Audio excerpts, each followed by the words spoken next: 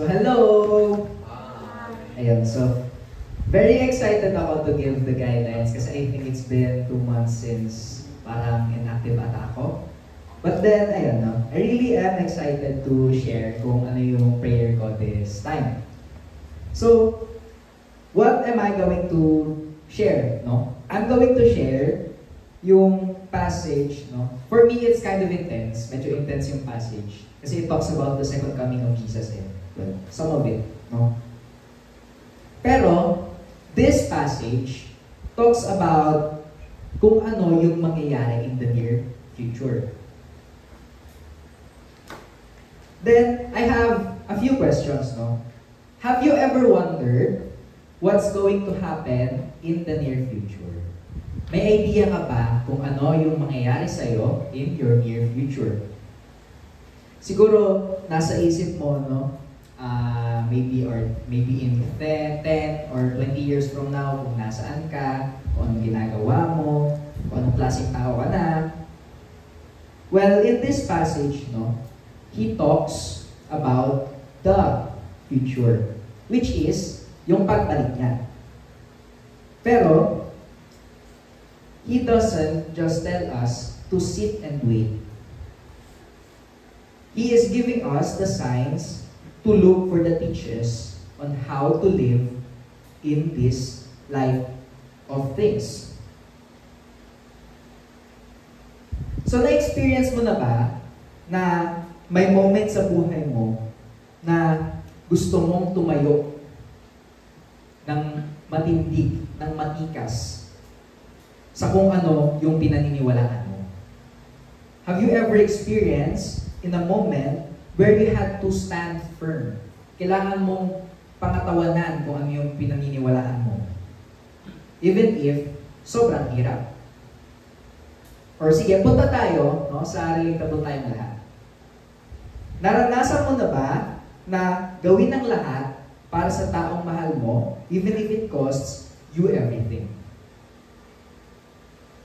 In verses 24 to 27, Jesus was talking about the signs ng pagbabago, the signs of change. Sabi doon, no, yung sky, magbabago, yung kalangitan, magbabago. Yung mga between, babagsak sa lupa. And the Son of Man, which is Jesus, is coming. Kung papakinggan mo, actually, for me, medyo okay. Pero imagine the whole sky changing, no? Anong mararamdaman mo when you see Jesus walking down from heaven? For me, no, Jesus was describing an ultimate hope for Christians, which is yung pagdating niya, or yung pagbalik niya. Kasi this world can sometimes, or most of the time, we feel it's chaotic. Sobrang gulo. Kasi, we deal with a lot of problems, a lot of challenges. Like, yung school natin, no? Mas pe-pressure tayo sa school. And, some students here, dito na ang mindset is, hala, ang daming ginagawa. Pero, I hope na hindi nyo siya hinahayaan na ma-pressure kayo. Kasi you have to enjoy yung study nyo. Paano? Something I learned before kay Ate Elaine and kay Kuya Gab was to center Jesus in everything that you do. Even in your studies.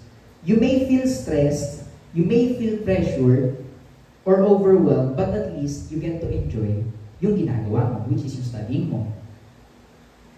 Kasi, si Jesus, na mismo yung center ng ginagawa mo. Siguro magulo kasi we have some family issues. Medyo magulo rin sa bahay. No? Or, the stress of fitting in. Yung mga moments sa buhay natin na kailangan makasabay tayo sa uso. Or, baka napapag-iwanan na tayo ng iba. yung kailangan parati tayong nakakasabay sa uso, no? Minsan, may kaibigan ako dati na yung best friend niya nagkaroon ng jowa. And then, ang mindset niya, gusto niya rin magka-jowa. So, ayun, no? Pakikisabay sa uso. And maybe, no, mga mas malalaki pang bagay, like yung injustice or violence sa mundo. Pero, Jesus wants us to know that there is the day when He will make everything right. Sabi nga sa Isaiah 16, no, 22, when the time is right, I, the Lord, will make it happen. The signs that He talks about shows us that the world as we know it won't last forever. Walang forever. Wala pala talagang forever sa mundo. Jesus is coming back to fix everything that's broken. So sana all bumabalik.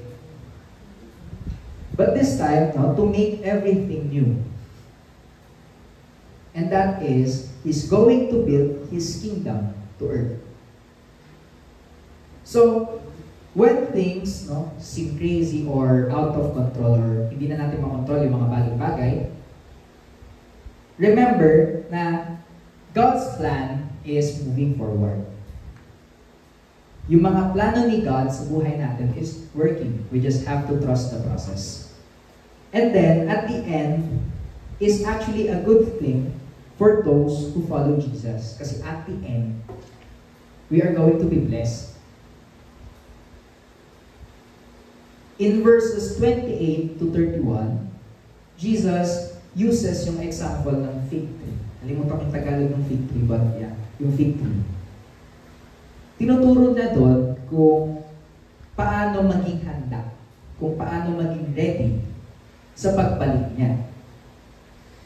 Sabi doon, no, when a fig tree's leaves start sprouting, we'll know the summer is near. So it's a sign na kapag nagsasprout na yung leaves ng fig tree, malapit ang mag-summer. In the same way, when we see certain events happening, no, sa mundo, we know that Jesus is coming, that Jesus is near. Pero, hindi niya binigay kung kailan. Jesus didn't give us an exact date or time. Who knows kung kailan siya babalik? So in fact, no, He says na walang nakakaalam kung anong oras, kung anong araw, kahit yung mga angels mismo hindi alam. So, this where it gets personal. Kasi Jesus wants us to live in constant state of readiness. As early as now, He wants us to be ready sa pagdating niya. Sino dito yung naka-experience na parang pag-uwi na yung parents mo, aligaga ka ng kumilos? Uuwi na yung parents mo, no, galing sa work. Pero hindi ka sigurado kung kailan or anong oras. Iiwanan mo ba yung kwarto mo or higaan mo na makalat?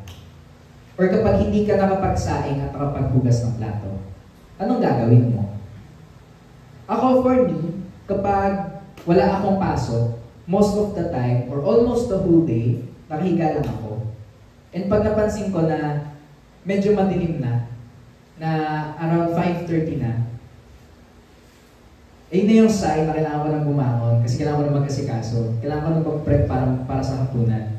Kasi for sure, pag uwi ni Papa, may sermon ako kung hindi ako nakapaghanda. For us, no, it might be a simple thing.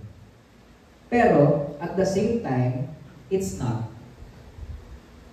It's simple and it's not. Kasi, He is telling us to live as if He could return at any moment.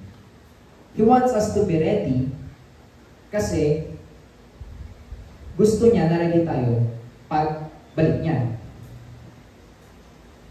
Living in readiness means living with purpose. Ang pamumuhay ng handa ay pamumuhay ng may layunin.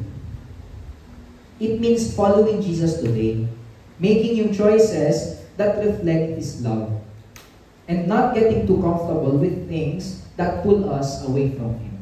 Ano-ano yung mga bagay na nagpapalayo sa iyo kay Jesus? Today, He is reminding us that only God, the Father, knows the exact time of His return. Si Jesus mismo hindi niya alam, pero si God alam niya. This is important kasi it means that we don't have to worry. Hindi natin kailangan matakot, hindi natin kailangan mangamba. Kung sa pag-iisip kung kailan siya babalik. Instead, we need to focus on what Jesus wanted us to do, or what He is telling us to do. To stand firm, to stay awake, to be alert, and live with purpose. So we don't need to fear for the future. No? Pero at this point of life, parang hirap naman na hindi ka mangangamba sa future mo. No? The message for us today is not to scare us, but to motivate us. It's not to scare, but to motivate us. Kasi we are called to live with the awareness na babalik si Jesus. And we have a role in this story. Kasi He wants us to live faithfully nang may pananampalataya and with hope, pag-asa, knowing na yung mga buhay natin matters in His kingdom. So live in hope. Kasi the world can sometimes feel overwhelming. But Jesus has promised na He will make all things new. That's the future na pupuntahan natin. So, kahit mahirap ang buhay, remember that there's hope on the horizon. Be ready. Are you living in your life in a way that reflects your belief in Jesus? Are you making choices today that honors Him? Being ready, or yung pagiging handa, isn't about sitting or waiting. It's about actively living out yung faith mo sa pagmamahal sa kapwa and staying close to Jesus. So watch for the signs, no? But don't be distracted. It's easy, no, na ma-distract sa mga bagay that aren't important. Pero si Jesus, no, He wants us to keep our eyes on Him and on His kingdom. So stay focused on what really matters and don't let temporary things take up all your attention. So ayun nga, no, as I have mentioned earlier, it's been parang almost 2 months din ako inactive. So here's the reason kung bakit. Kasi I wanted a change, no, in my life. I wanted some experience sa college life ko. And yung experience na yun, no, tas yung pagsali ko sa Fancy Drills competition. And feeling ko kasi, my college days as a criminology student won't be complete kung hindi ko mararanasan yung Fancy Drills or yung obstacle, yung commando obstacle. So, nung first year kasi ako, ingit ako nung nanonood kami ng obstacle. Like, ang galing naman ng mga kaklase ko, nakakapag-participate sila ng events ng school. Sana one day ako din. And then thankfully, last month, nakasali ako. So, ayun, no? Inactive ako for almost 2 months. During ng October, every other day, yung trainings namin. So, ang training namin noon was full day.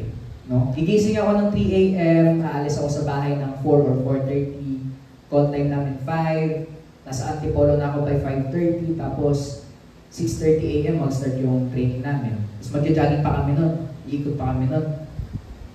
Tapos the whole day na yun. Hanggang 5 p.m. na yun. And then, uuwi ako, 5:30 ang alis ko doon. Makakarating ako sa bahay, 7 p.m. na. Kasi ang layo, tapos traffic pa. That is kung hindi mag-extend yung oras ng training namin. Kasi may one time, umabot kami ng 8 p.m. And then nakauwi ako, 10 p.m. na. So, during those days, workout na workout ako. Like, ang sakit lagi ng katawan ko, di ako makagalaw na maayos sa bahay. Then dumating sa point na inisip ko, no, tama ba itong pinasok ko? During training, palagi na lang ako nasisigawan kasi ang dami ko laging mali. Though I know na yung pagsigaw sa'yo was normal sa course ko. Pero may kasama kasing palo ng drumstick. May kasamang hataw sa dibdib, hataw sa paa, tapos gulong sa putikan. So, papaisip ako, tama ba itong ginagawa ko? And feeling ko, I'm almost at my limit. And need ko na i-give up yung pagsali. Kasi ang hirap na, ang sakit sa katawan, and mentally draining siya. And then, yung mga katabi ko lagi sa formation namin, si Jai, tapos si Baltasar, ang lagi nila sinasabi sa akin, nakaya ko yan. And those simple encouragements, I heard a voice, no? I heard a whisper na stand firm. Your efforts will be rewarded. And I thank Jesus kasi hopeless na ako na mananalo kami. Kasi ang iniisip ko noon, ako magpapatalo sa group namin. Or di na kami makakapasok ng at least top 3. Kasi di namin perfect yung performance kasi lagi nga ako nagkakamali. And, ayun, no?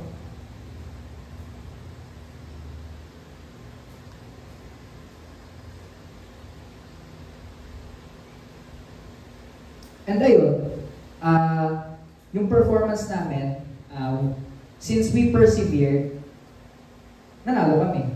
We were, kami yung nag-champion sa competition. Diyan can you play the video? Yeah, I'm the messenger.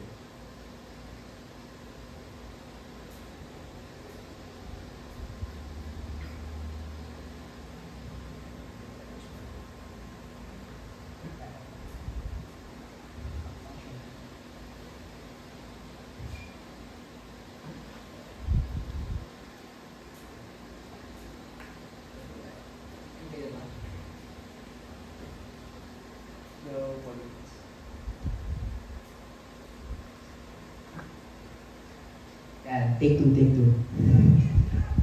Yeah. You lost again and again and again. The lights are cut off, but you're still looking at your read, reviewing it every day and saying to yourself, it's not over until I win.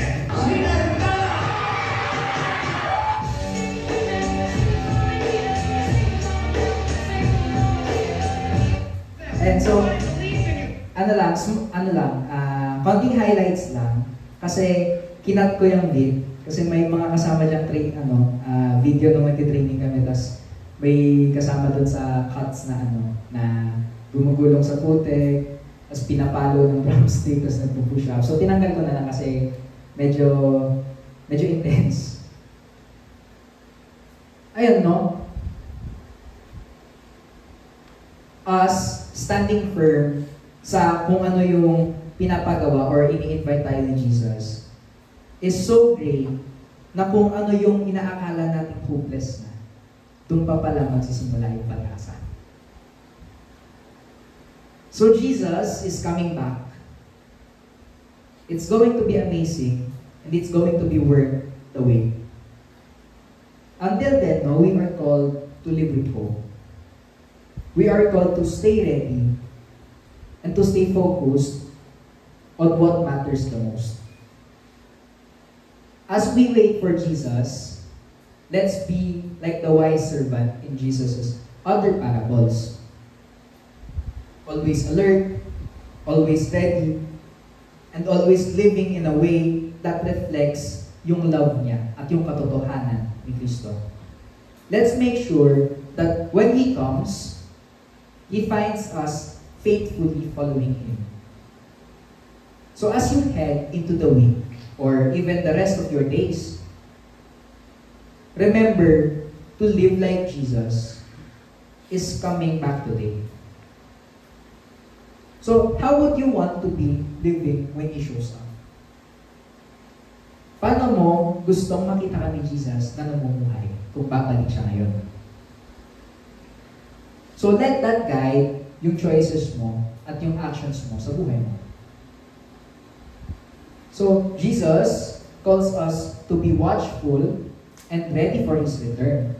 He reminds us that the world may shake and the signs of His coming will be undeniable.